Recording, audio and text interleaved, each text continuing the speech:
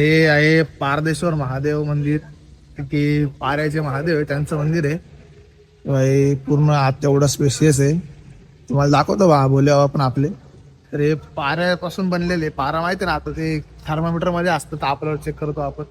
तर तो liquid form मध्ये असतो, त्याला सॉलिड फॉर्म मध्ये केलेले आहे. काही वैज्ञानिकांनी काही तंत्रक्रिया करून बनवलेले आहे.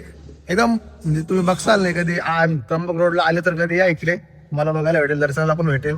एकदम भारी बनवलेले. तर इकडे आले त्र्यंबकला तर या, मला दाखवतो कसं आहे ते पाऱ्याचं महादेव, बघून घ्या.